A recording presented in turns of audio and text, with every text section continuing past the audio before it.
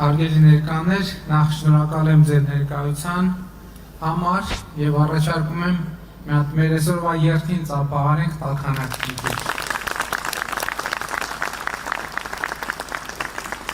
Դրանք տեսակ ծափահարեցիք աղավնիները տրվա։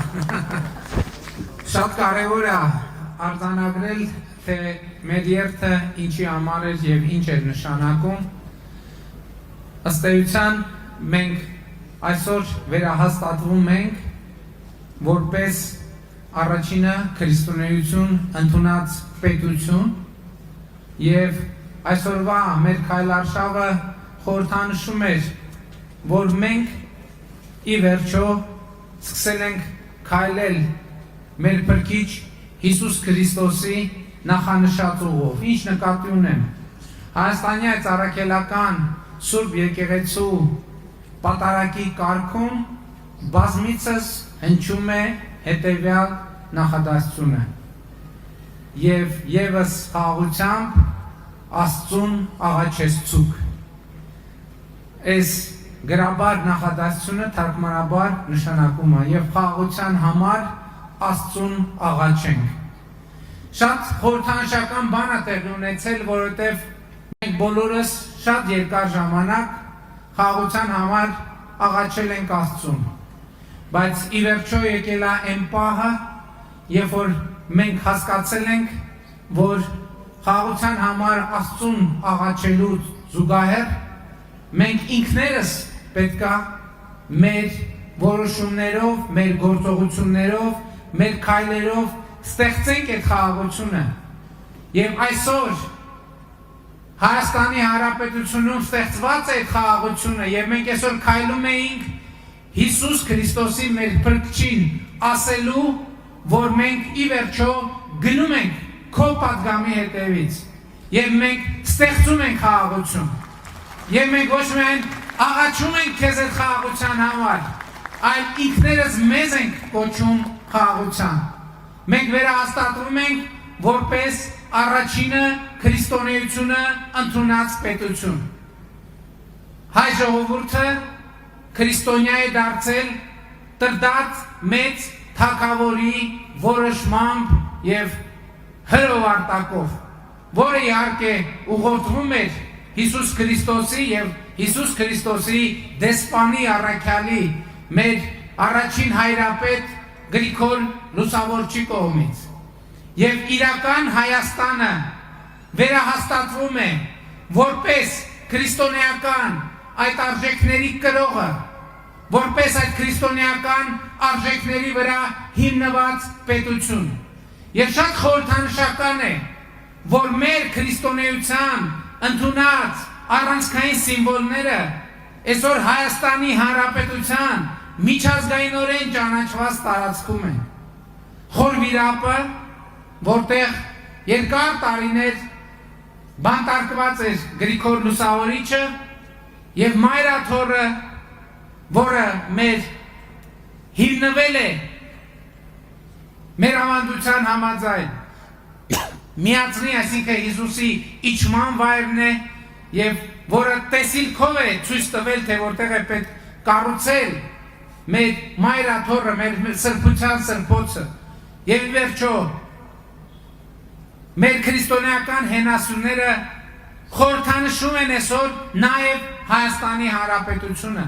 Եվ սրա մեջ շատ ուժեղ սիմվոլ եւ շատ ուժեղ պատգամ կա։ Եվ մենք այսօր նաեւ արձանագրում ենք, որ ահա այս հանգրվանից, քրիստոնեական եւ պետական այս հանգրվանից մեզ պետք է նորոգվել, մեզ պետք է առերեսվել մեր անցած ճանապարհի եւ մեզ պետք է կայացնել որոշումներ։ Այսօր եւ ոչ միայն այսօր մենք կանգնած ենք մի իրավիճակի առաջ, երբ մեր հարազատ, մեր սրբության սրբոց Հայաստանի առաքելական Սուրբ Եկեղեցին ոմանք փորձ են անում օգտագործել որպես հենման կետ Հայաստանի Հանրապետության դեմ գործելու համար։ Մենք այսօր այստեղ հավաքված ենք ասելու առաջին է, որ շատ են ասում, թե կառավարությունը գործում է եկեղեցու դեմ։ Կառավարությունը չի գործել, չի գործում եւ երբեք չի կարող գործել եկեղեցու դեմ, որովհետեւ կառավարությունը Հայաստանյան առաքելական Սուրբ եկեղեցու հետևորդ է։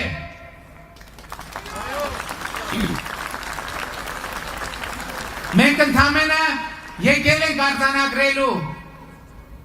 որ ոմանք փորձ են անում որպես հենակետ օգտագործել Հայաստանյան առաքելական Սուրբ եկեղեցին օգտագործելու պետության դեմ։ Եվ ես, որպես Հայաստանի Հանրապետության ժողովրդի կողմից ընտրված վարչապետ ասում եմ, որ մենք դա թույլ չենք տալու։ Եվ այն մարդիկ, ովքեր եկեղեցին հասցրել են այս կետին, որ այն հնարավորություն լինի ոմանց մտքով անցնել, որ կարելի է օգտագործել որպես հենակետ ընդդեմ Հայաստանի Հանրապետության, այս մարդիկ հենց մեր եկեղեցու կարգի համաձայն հերձված են դարձել։ Ես ուզում եմ ասել, որ ցավոք այսօր եկեղեցու փաստացի պետը եւ իր վերնախավը, իր ձևավորած նեղ շրջապատը ըստ էության մենք պետք է արձանագրենք, որ աղանդավորական տրամաբանության մեջ են, հերձվածի մեջ են։ Սա նշանակում է, որ մենք մեր եկեղեցին, Հայաստանյան առաքելական Սուրբ եկեղեցին պետք է ազատենք հերձվածից։ Մենք եկեղեցին պետք է վերադարձնենք ժողովրդին։ Սիրելիներս,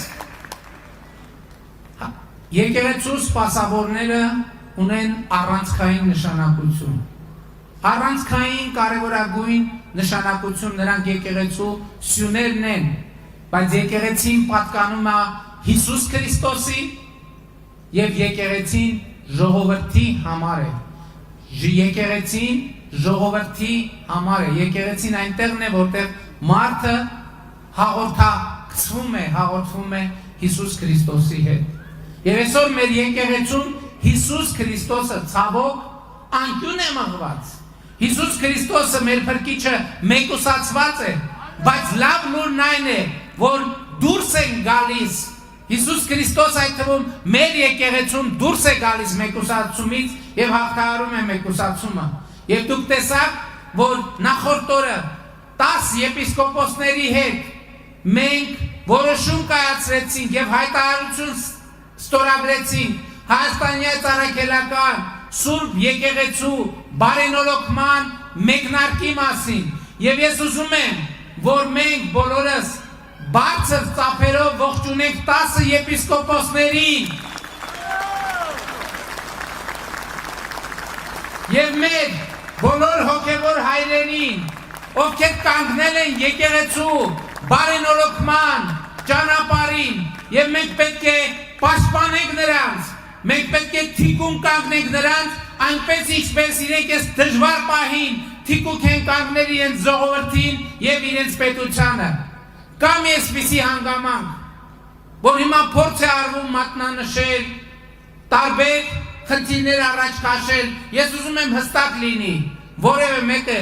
Հայաստանյան առաքելական Սուրբ եկեղեցու բարենորոգման օրակարգի որևէ հետևորդ չի ասում, ինքը իրեն չի սրբացնում, ընդհակառակը այդ տեքստի մեջ հստակ արձանագրել է, որ մեզնից յուրաքանչյուրը ընդունում է իր մեղավորությունը եւ իր պատասխանատվությունը։ Մենք էլ պիտի,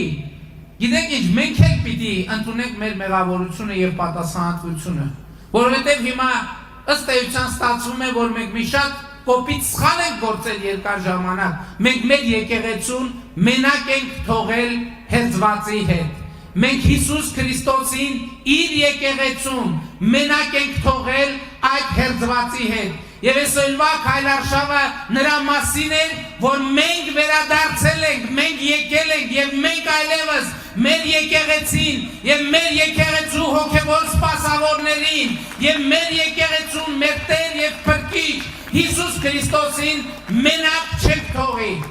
Եվ մենք եկել ենք այս պատճառը։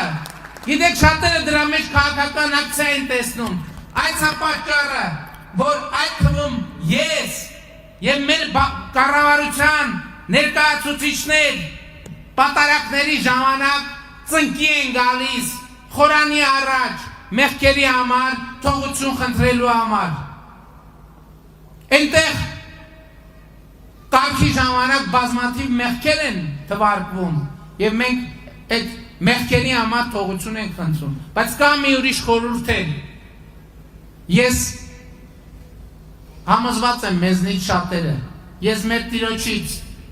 Հիսուս Քրիստոսից, մեր եկեղեցուց, հայաստանյան առաքելական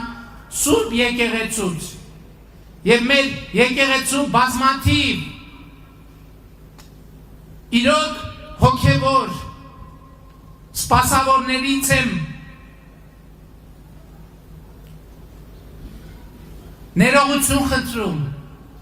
եւ թողություն խնդրում մեր եկեղեցին, նրա սպասավորներին եւ մեր եկեղեցուն,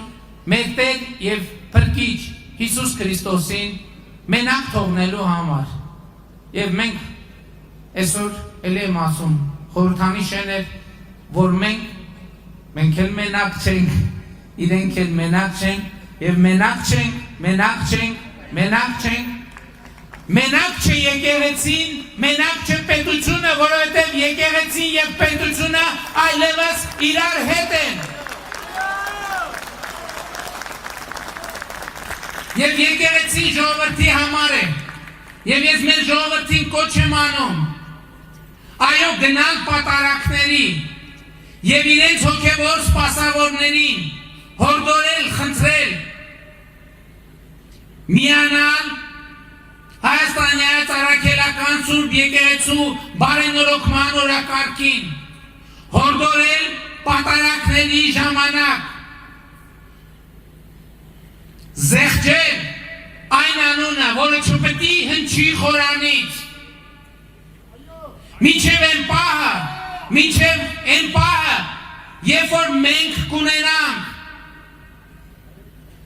Հիսուս Քրիստոսի անունով ժողովրդով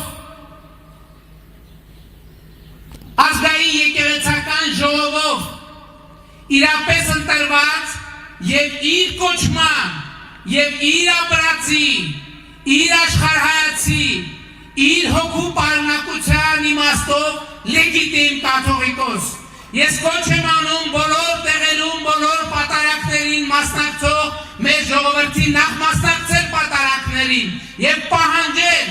հորդորել, խնդրել, որպեսզի հոգեվորականները, պատարակող հոգեվորականները, այդ եկեղեցիներում ծառայող հոգեվորականները միանան բարենորոգման օրակարգին, հանուն հայաստանյաց առաքելական Սուրբ եկեղեցու, հանուն Հայաստանի Հանրապետության եւ հանուն մեր Տեր եւ Փրկիչ Հիսուս Քրիստոսի։ Շնորհակալ եմ շատ։ Այժմ ես ուզում եմ իմ խոսքը եզրափակել Սաղմոսով։ Սաղմոս համար 25-ով, որով սովորաբար պատարակների մեկնարկին 25-րդ Սաղմոսն է նշվում մեր կարգի եւ այսինքն պատարակն է մեկնարկում 25-րդ Սաղմոսի բովանդակությամբ եւ ես 25-րդ Սաղմոս ուզում եմ ձեզ համար արտասանել ի նշանավորումը այս մեկնարկի եկեղեցու բարենորոգման մեկնարկի, որը մենք հիմա իրար հետ միասին մեր հոգևոր դասի օրհնությամբ իրականացնում ենք։ Իմիջայլոց երեք նաև Շվեյցարիայի Հայաստանյան առաքելական Սուրբ եկեղեցու Շվեյցարիայի թեմի առաջնորդական տեղապահը միացավ բարենորոգման օրակարգ, ես խնդրում եմ իրեն էլ բուրըն ծափերով ողջունել։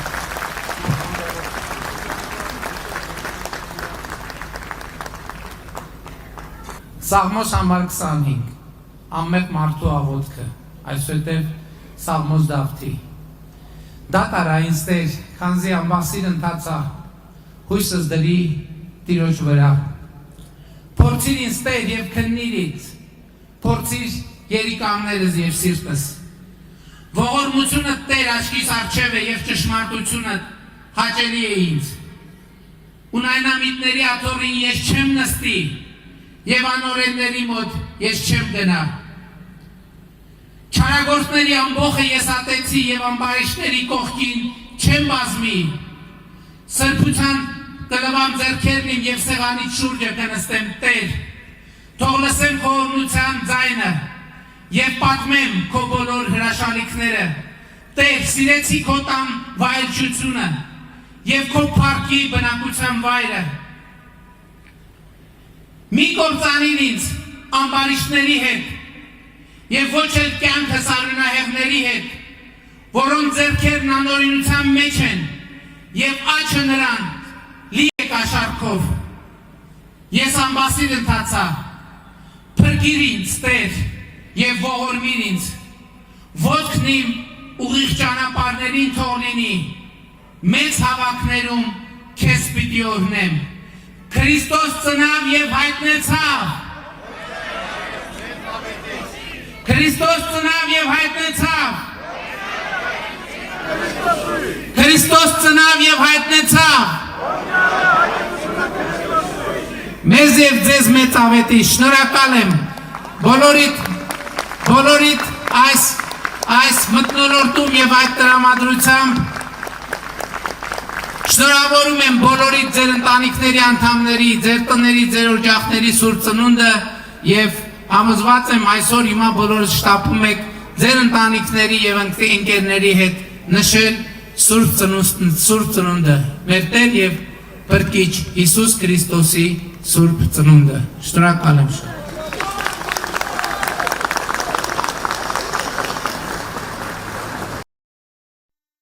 Հավանիչ տեսանյութը և բաժանորդագրվիչ նորությունները բաց չթողնելու համար